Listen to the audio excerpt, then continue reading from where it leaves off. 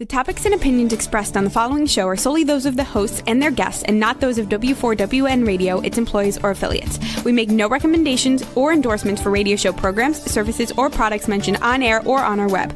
No liability, explicit or implied, shall be extended to W4WN Radio, its employees, or affiliates.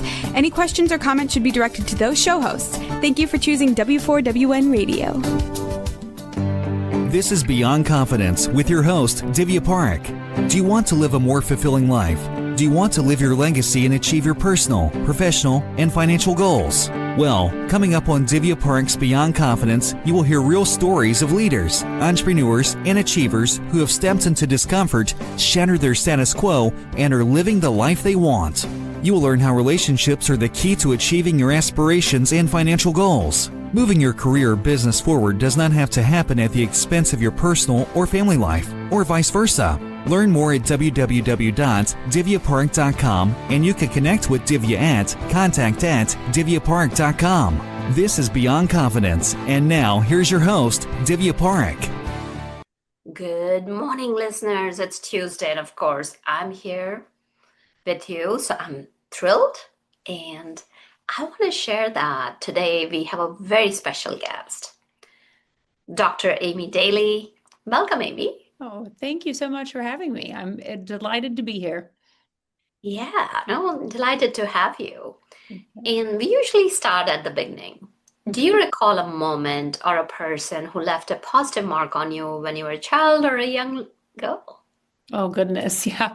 I would have to say that some of the biggest impressions that I had as a young child would have been my teachers, right? And one particular teacher that I had, his name was Mr. C, and he was a wonderful teacher that I had. I believe it would have been about fourth or fifth grade. And he was one of the first people who I think kind of helped me see that you can do anything, you can be anything, you can try things, you can fail, you can succeed. And I felt like he was one of the first people that helped me really understand the idea that there's like this infinite world of possibilities out there, and that I was the author of that, if you will. And I don't know that I could tell you, anything in particular, like there wasn't like this one moment or this one story. I think it was more the time that he spent with us and trying to find the individuality in every student that he had, and found ways to bring that out and let us know that things that we were gifted in and how we could help others, and that other people might be gifted in other things, and that was okay, and that wasn't something to be sad that you didn't have, but instead relish in what you could bring, and celebrate in what others could bring as well. And I just remember learning that at an early age from him, and it's something that's always kind of stuck with me. That was an experience. It was the culmination of those moments. Yeah. We forget that these role models that we have play such an important part. And that's one of the things. It's important to know that regardless wherever you are that leader, because you are impacting someone's lives. So as you grew, which career direction did your life take? Oh, so I started out with a focus on wanting to teach. And so started out in the kindergarten classroom and realized that wasn't my forte. that it was enjoyable. I liked the kids, but I think I'm such a completionist that I needed to see things through. So then I moved into high school, and I taught computers for kids in high school, and did that for a few years. And then someone came to me with an opportunity to teach adults. And I thought, now that sounds really interesting, because then you can see it, you can teach it, they can turn around and go do it. It can have an impact in their organization. And I could see the full cycle of that, right? Instead of waiting 13 years for someone to go from, kindergarten to high school, and then wait to see what they did in college and so on. So I started teaching in some different companies like State Farm and Country Companies and Growmark, and some really big companies in Illinois where I was at.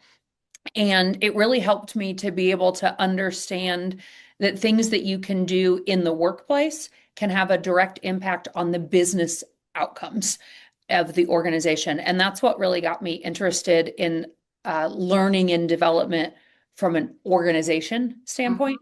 And then from there, I moved into the healthcare side of things, doing the same thing, teaching, but within a health system, and was an educator there, and was given an opportunity after a few years there, asked if I wanted to try and lead that function, the education function.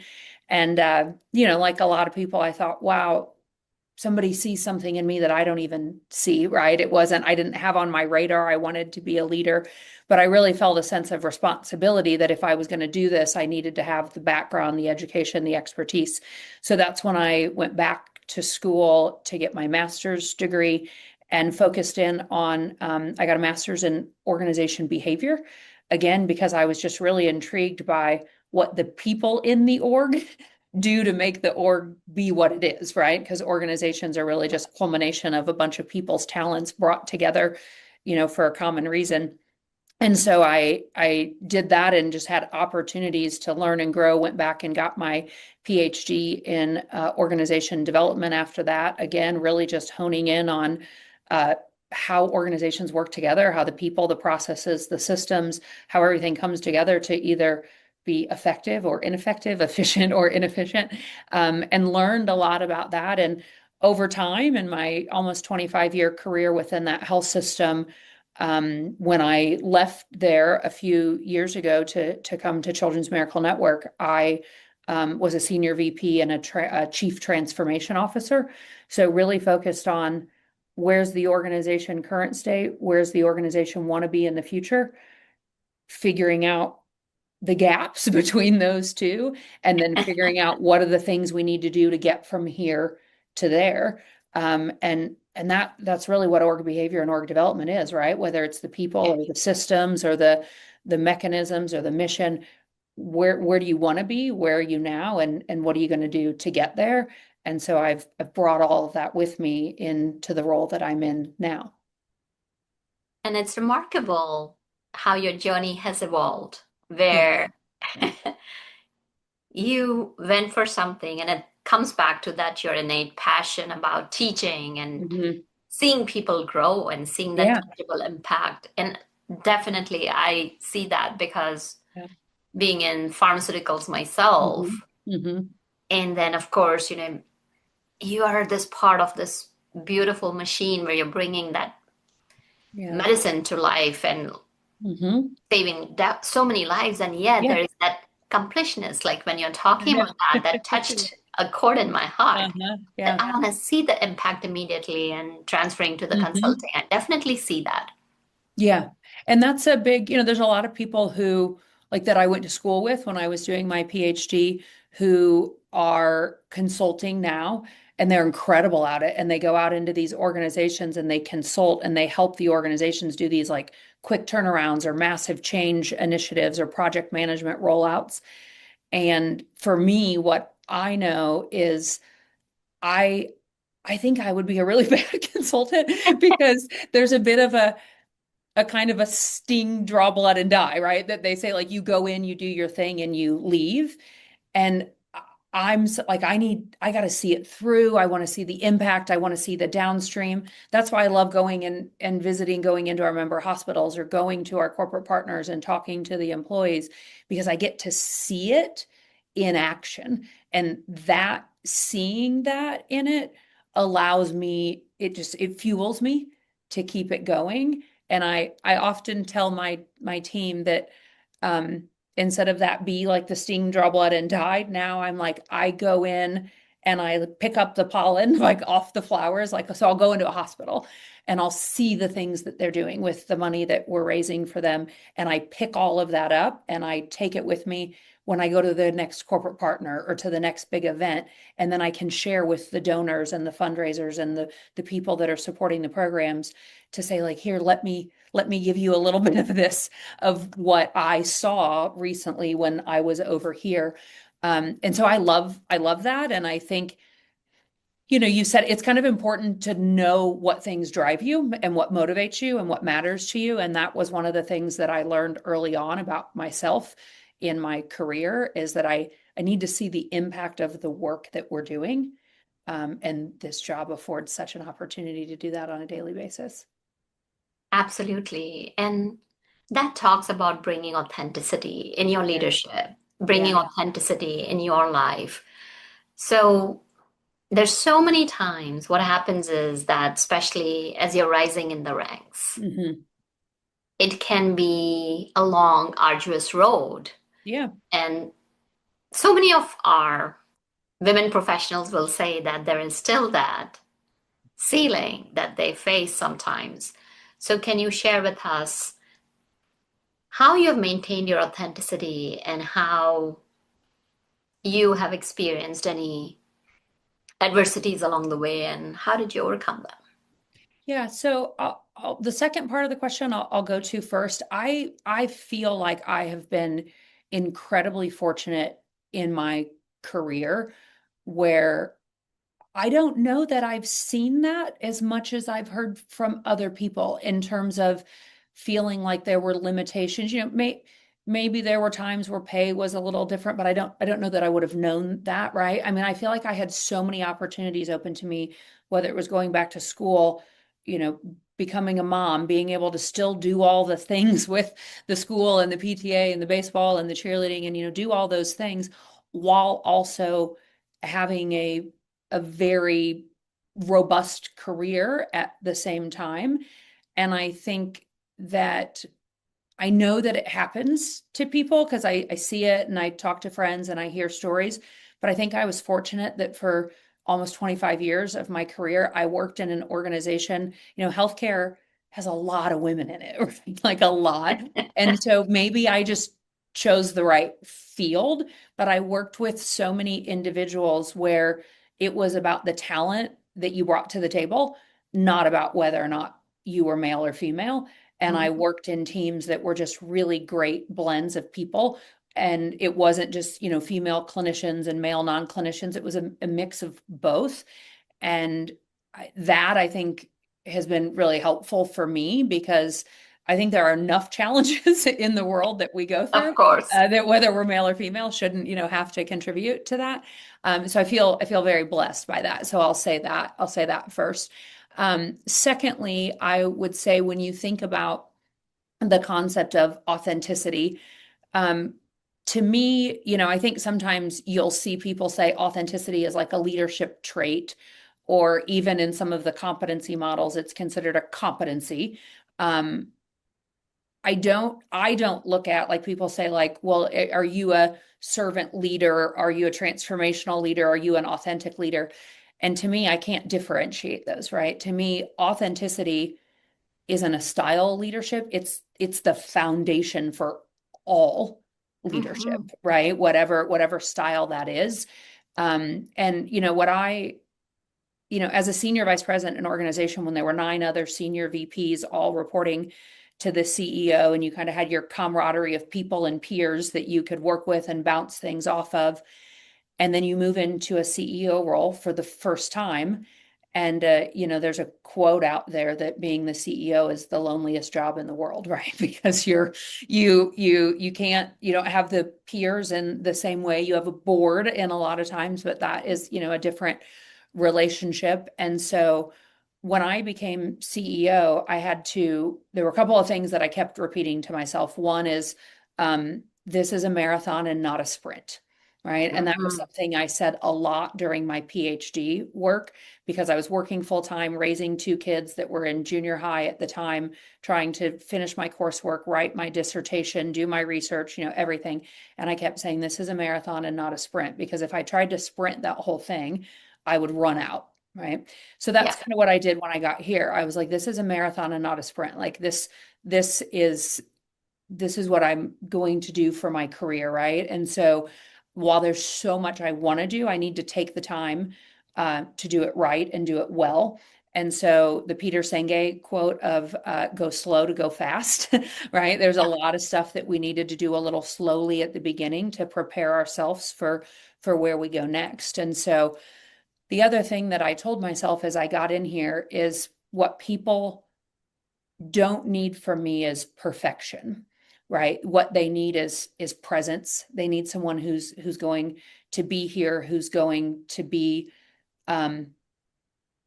rooted in empathy for this work that we're doing, while also being focused on outcomes of what it is that we need to accomplish. And so I think sometimes when you go into a new role, I firmly believe that no one is ever fully ready for their next job, right? It's, do you have the transferable skills to do it?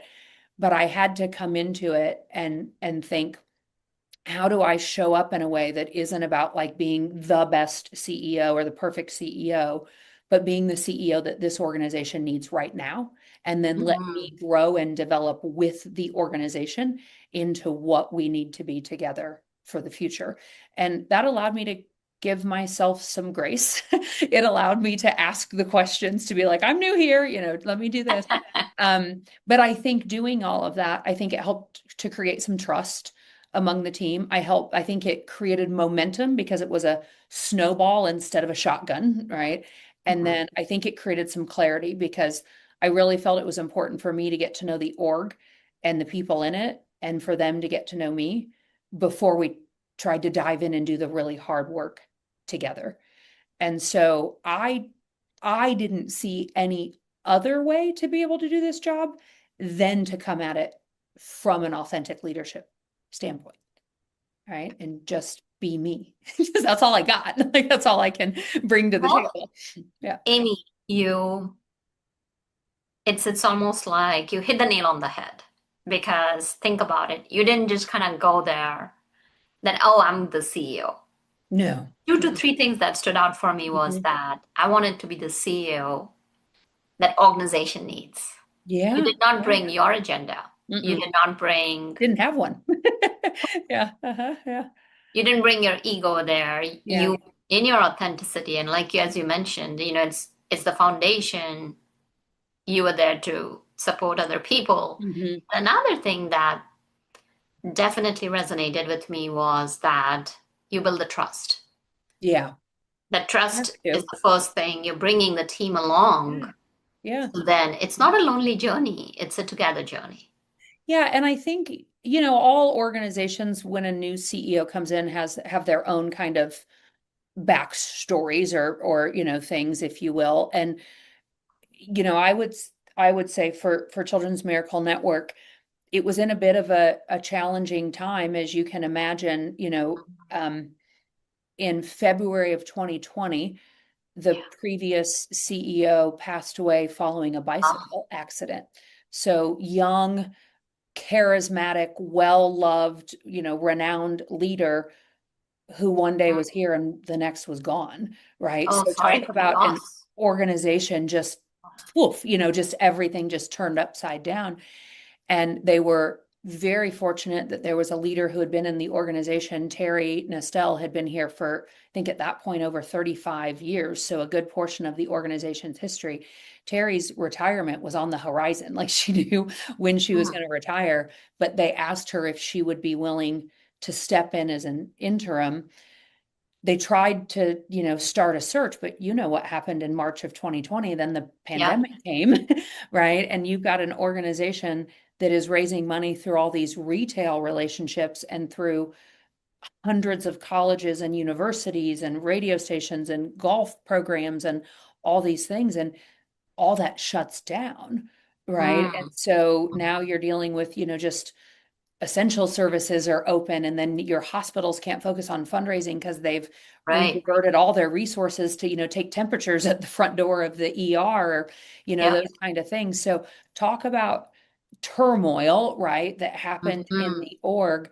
So when they started in early 23, the search for the CEO, it was an organization that really people were just kind of hanging on, just being like, oh, wow, those were tough times. Really challenging times, right? And then, so many things changed during the pandemic. Everyone used to be in one building here, the one I'm in Salt Lake City. Now about 70% of the people are spread out around the country, because when they said everyone go home, people were like, bye, just kind of, went Yeah. in different places. And, you saw a lot of those things happen. So it was an organization that there was just a lot to recover from. And the former CEO, then she's doing her best and she's making all this things happen to keep the organization going. And then she got a cancer diagnosis. Oh And then, no. right?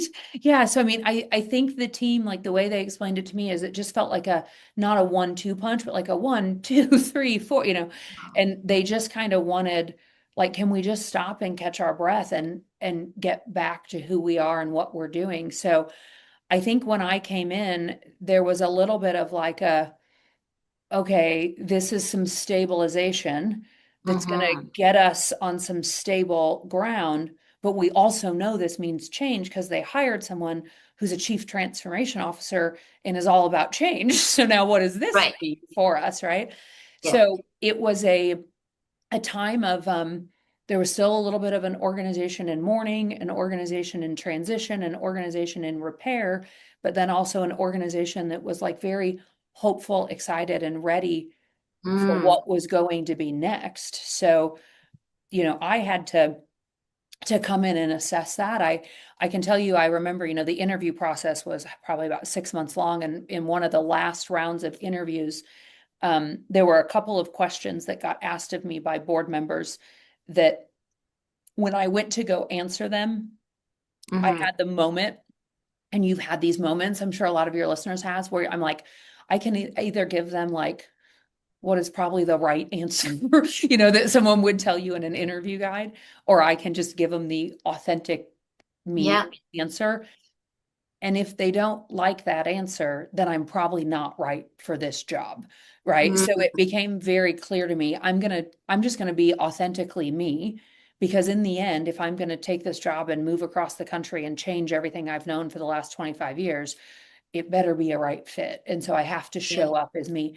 So there are two questions I'd love to share with you that were just kind of amusing, that really helped me say, this is what my first 100 days need to look like. The first question was, someone said, you've not been in a CEO role yet.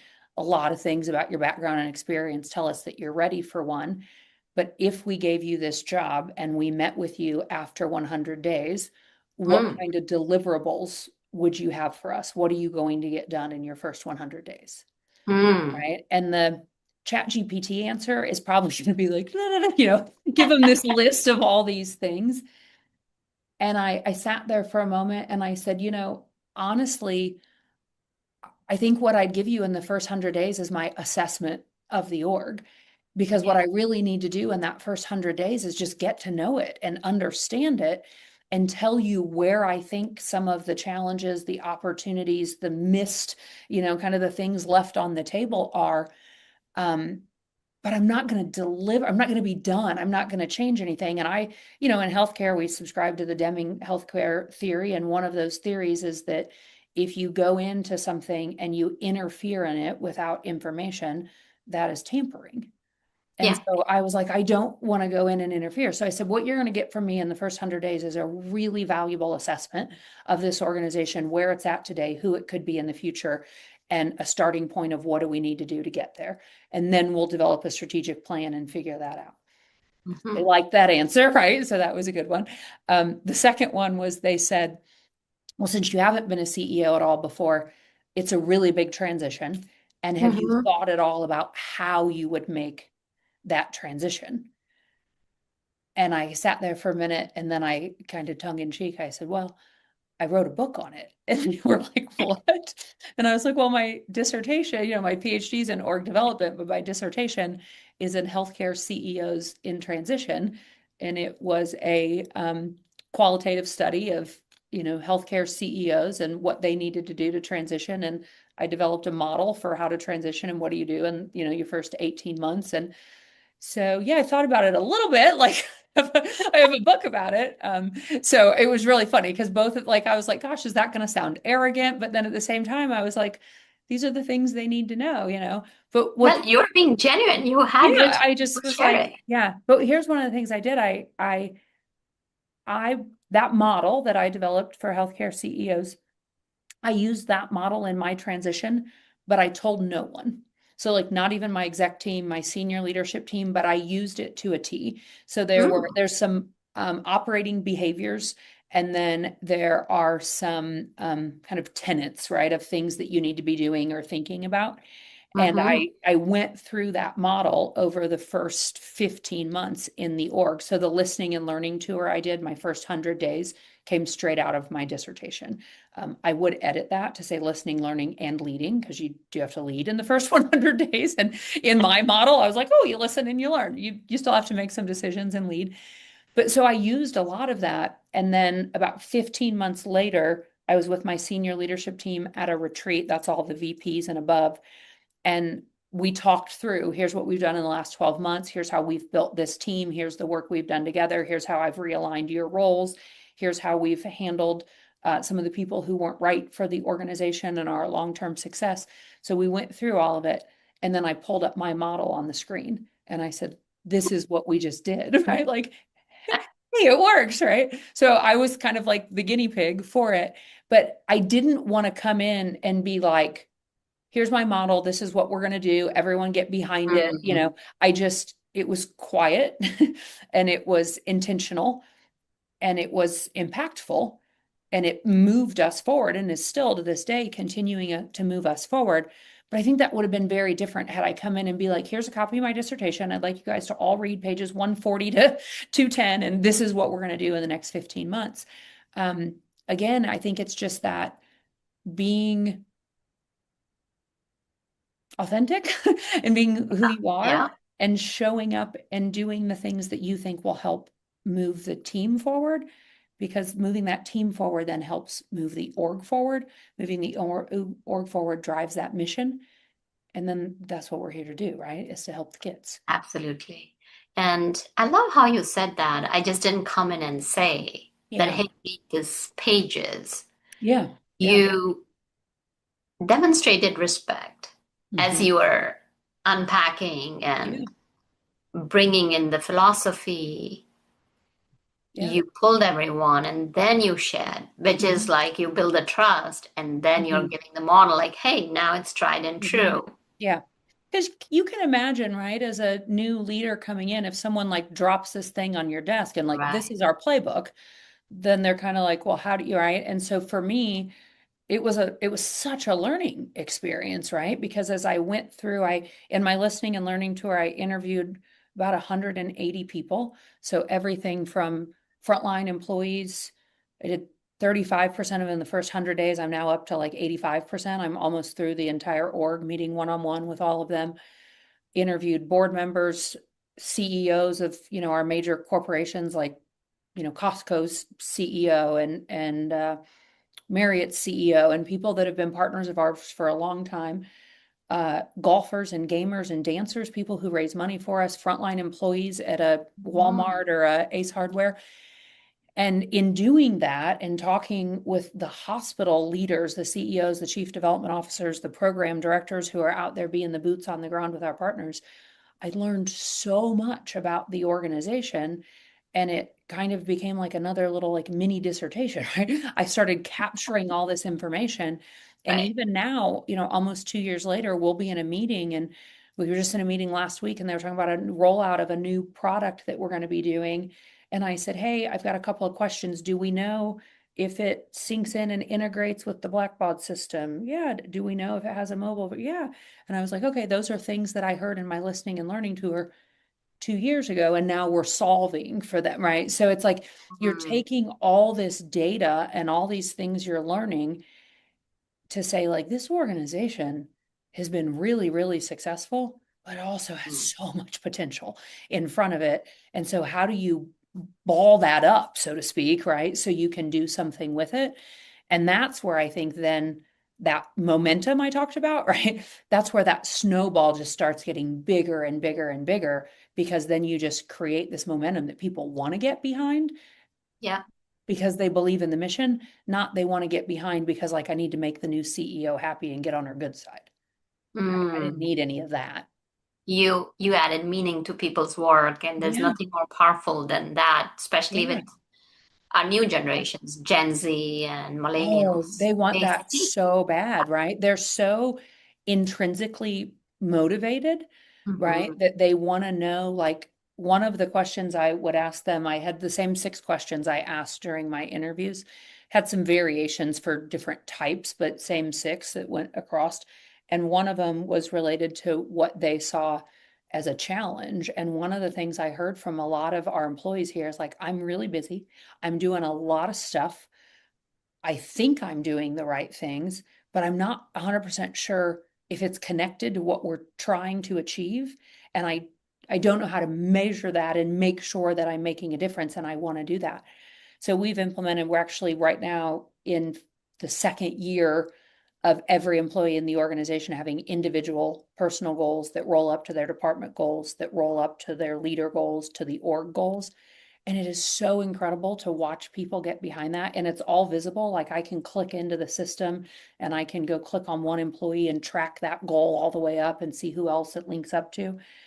And man, the energy that they are getting out of that, or they can go in and like type in the word social media and see anyone in the organizations whose goals have the word social media in it. So they make sure they're connect, right?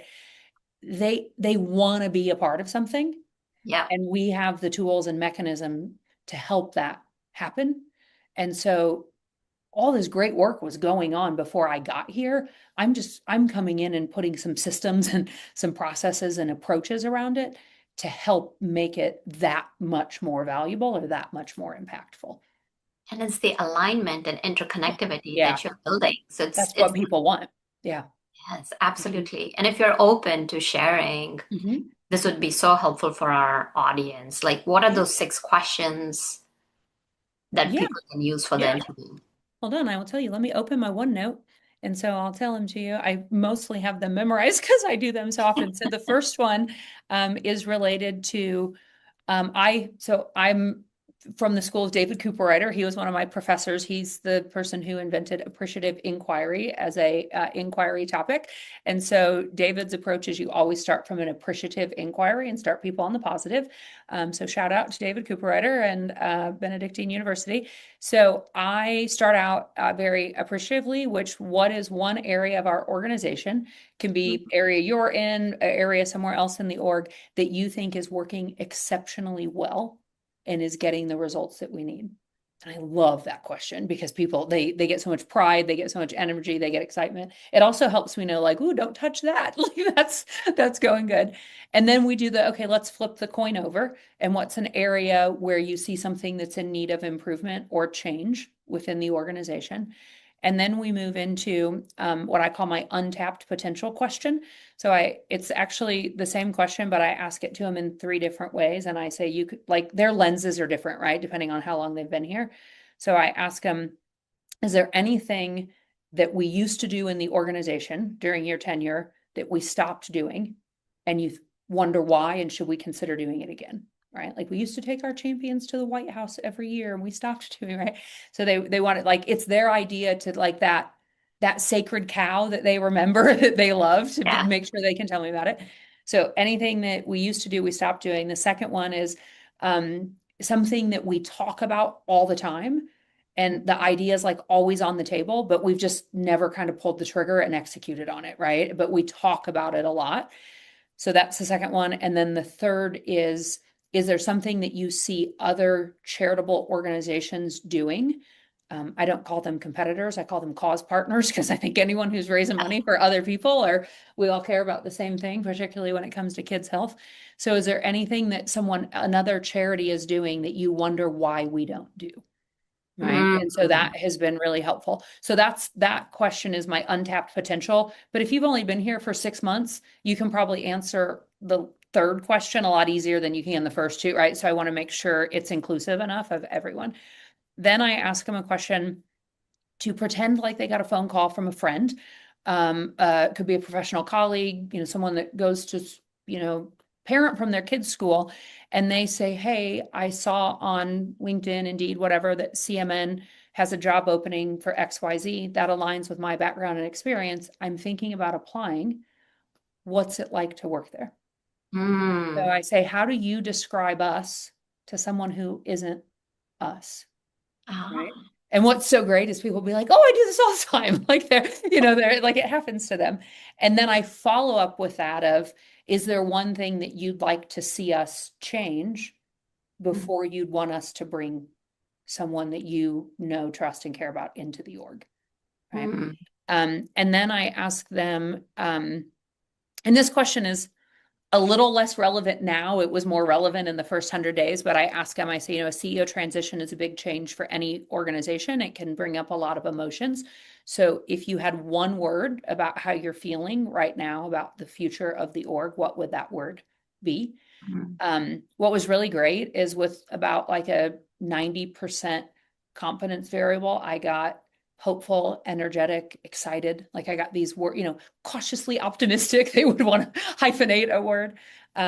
So that word, and then after they give me the word, then I say why that word, and then they explain it. And then the last question, and this is my favorite question, and I ask this question, you probably do this as well, but I just say, you and I were going to be able to talk today. We've had this on the schedule. And as you were thinking about our conversation today, now that we're done, is there anything that you were hoping would come up that you would have a chance to share with me that we haven't already talked about? Right. And that is like the ultimate, it's not just a door opener, it's like a double door opener, right? Because it lets them share with me anything that's kind of on their mind, anything that they, it might be, I really like our benefit package, or have we considered a different intro? Like it could be anything at all. It could be they want to tell me how much they love their leader, or how much they like being able to work remote. Like I never know what it's going to be, but it just opens the door. And so I love that question. And I use that actually quite a bit in other scenarios. But so those are the questions that I go through that are for everyone. There's different ones for board members and, different audiences, but for everybody, that's what I did. And I asked those questions hundreds of times in my first 100 days. I kept a OneNote on every person. I would take notes and I would tell them that. I always said, it's confidential. It's anonymous, but don't be surprised if you hear me, I might be on stage or in a group and say, well, in my listening and learning tour, I heard, and that means it's a theme, right? If you're like, yeah, I said that to her, so did other people, right? And so it was really helpful as a way to get to know the org. And I enjoyed doing it so much. I did my kind of 100-day report out to the board in April of 24. We started developing the strategic plan, and by August, I was missing them. I was like, I want to keep doing those. So now I do them every Friday. I do 2 every Friday, and I still continue to do them and connect with people, because for me, it's another lens of which I can see the organization that I don't get to see it through as the CEO. And so it's been incredibly valuable for me and very protected time, right? That I want to make sure I can do. Yeah. Aimee, you have touched my heart. Oh, and I could keep on talking to you. So tell us about Children's Miracle Network and how you're supporting. And, if people wanted to kind of be part of your journey, how could they? So for people who don't know, Children's Miracle Network, we are a national not-for-profit organization. And what we do is we help raise money for children's healthcare. And the way that we do that is pretty unique. So we raise money through both corporate partnerships and through programs. And so I've alluded a little bit to some of those corporate partnerships. It's companies that you know and love and shop at and go to. And those corporate partners, whether they do Roundup for Change, or we have over 100 corporate partners. Most of them people know about, are the ones that, like, you're in the store and they want you to round up their change. But we have things like Night Swift Transportation and McLean Distribution, who we get a penny per mile that they drive, or, so there's other kind of hidden behind the scenes partners as well that help raise money for us through different events and partnerships. And so we raise money through our corporate programs, and then through our corporate partnerships, and then we raise money through our programs. And our programs, one of those is a golfing program, which is with Jack and Barbara Nicholas. That's called Play Yellow. That is hundreds of thousands of golfers coming together to raise money in various ways through tournaments, events, birdie bashes, things like that.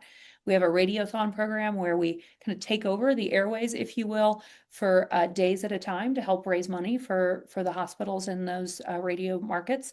We also then have a dance program, which is for our college students. So it's really a campus program that happens on over 400 college campuses, but they do what's called a dance marathon where they dance for 12, 14, 36, 28 hours. And these kids raise almost $25 million a year at these 400 schools, right? I get so frustrated when people get down on this next generation because I'm like, you need to go meet the kids that I meet when I go to dance marathons and see these kids who are just giving it their all for the generation behind them. So we've got that, and then we've got a direct mail program where we directly reach out to people on behalf of our hospitals. And then we have a gaming program, which is people who video game or play board games. Almost 35,000 participants who raise money. They've raised almost $10 million this year. I think today we're going to hit $10 million that they've raised all through peer-to-peer fundraising where they play video games and people support them. So, I mean, people raising money in the most unique ways, but there's a couple of things that make this really unique about who we are as an organization. So we spearhead all those relationships, all those partnerships, all those programs, and then we divide that money back out to the hospitals. And there are 170 children's hospitals that are part of Children's Miracle Network. And so those member hospitals are in United States, Canada, and Puerto Rico, and they get money dispersed back out to them. And what we do is money raised local stays local. So you said you're in North Carolina. So if you go to a Dairy Queen in North Carolina, and you donate money there, you round up your change, or you do a Dip It for Kids Day and pay $1 to dip your ice cream cone, that is going to go to your hospital in your local community, to your member hospital. It doesn't come back to Salt Lake. 100% of that money stays local, comes back to us so we can redistribute it and get it back out to the right people on behalf of those partners. And so people often say, well, why wouldn't the local hospital just work with them? Well, Walmart, largest employer in the world, they need a charity, right? They need someone that they can connect with, that can coordinate and do this across their thousands of Walmart, Sam's Club stores, same thing with Costco and those. So we're the person who coordinates all of that fundraising and then distribute that money. It goes back out locally. And then here's the beauty of it, and this is the thing I love, is the money gets used based on that hospital leadership's decision of how they use the money. Right? So it's not for one diagnosis. It's not for one particular type of illness. It is for how the hospitals see fit. So some of them use it on charity care. Some of them will use it on education. Some of them will use it on new facilities. Some of them use it on research. Some of them use it to support families so they have a hotel to stay in when their kids here having surgery or whatever it may be. The hospitals decide their highest and best need of that money, and then they report back to us so that we make sure that money is being used appropriately. And I'm so proud to tell you that last year we raised, in 2024, we raised $464 million, right? Wow. In 1 year. Yeah, in 1 year. And that we are just over $9.5 billion that we've raised in the 43-year history of the org. But I'm pretty confident we're going to get to 10 billion here soon. It's probably going to be about 45 years that it will take us to get to the first 10 billion. I think we can get to the next 10 billion in 12 to 15 years, right? It's going to go a lot faster because we're scaling, we're growing, and we're expanding. And quite frankly, our children's hospitals need us now more than ever, right? There's so much going on with reimbursement, with, it doesn't matter who's in office, whatever political landscape you have going on, there's always changes that impact the funding for healthcare, sometimes to the benefit, sometimes to the negative. But for the most part, people don't even know that children's healthcare needs money. So when we did our research, 50% of the people researched said, well, yeah, I'd give to children's healthcare, but do they need it? Aren't the hospitals fine? Doesn't the government pay for that? And doesn't insurance pay for that? And it actually doesn't. There's a lot of unreimbursed care. If you've ever had a kid in the hospital, or your listeners have had a child who had to go to the hospital, emergency department, surgery, any of those types of things, there's a role in children's hospitals. It's unique to children. It's called child life specialist. And those are individuals who are educated and certified to provide not care for children in terms of clinical care, but they provide the emotional, educational, and cognitive support that kids need to get through that experience. So let's say that they're going to have a surgery and they're scared about all the things, or we need to deliver bad news to them and we want to make sure that that's done in an appropriate way. Maybe they're going to get intubated. And so they're going to wake up with this tube down their throat, and because it needs to breathe for them, or, they're going to have different things going on. These child life specialists are educated and informed of how to prepare kids. They have little fake MRI machines made out of Legos so they can tell a kid, that you're not going to feel an MRI, but it's going to be noisy, or, whatever those may be. Child life specialists do art therapy, music therapy. They do all of the different, we have the pet therapy programs, or facility dogs, which are actually dogs that under doctor's orders go visit kids to help them maybe walk or get a cord in or things like that. It's some of the most incredible work that happens in children's hospitals, and it's not reimbursable. Right? So hospitals can't do it. Wow. Without philanthropic dollars. And so that is a big part of where we come in, is we provide the funding that the hospitals then utilize for their staffing to run those programs and all the equipment, the playrooms, the things that they need to do that in. And what it does is within the hospitals, it creates these, we call them safe spaces, meaning that the doctor or nurse can walk by and say hi to a kid if they're in there in the playroom, but no procedures can happen in there. No news can be delivered in there, right? That's where the kid gets to go and play. And then we have a space where we do the procedures and the other things. Hospitals can't afford that. Right. No, that is so powerful. Yeah. Thank you for all the work your organization is doing. Thank you, Aimee, for what you are doing. So wonderful listeners, I'm sure, as I'm going to be doing, go to Children's Miracle Network Hospitals.org and donate what you can. And also that roundup thing. It's so easy to say yes. Just so easy. So I know. Whatever works for you, just do that, because that's what we tell people, is every single dollar counts, right? If it's 70 cents, it's 70 cents. It's going to add up to the person in line in front of you and the person in line and behind you. And, Walmart doesn't get to write that off on their taxes. That's coming directly from you. It is truly a donation that is going to go back to the Children's Miracle Network member hospital in your community and make a difference. And I'm the mother of 2 children who were served by a Children's Miracle Network hospital. They're now 28 and 30, and they are healthy and they are happy. But I spent the most challenging 7 months of my life combined in the hospital with those 2, trying every day to not make it another day. They put us through the ringer as premature infants.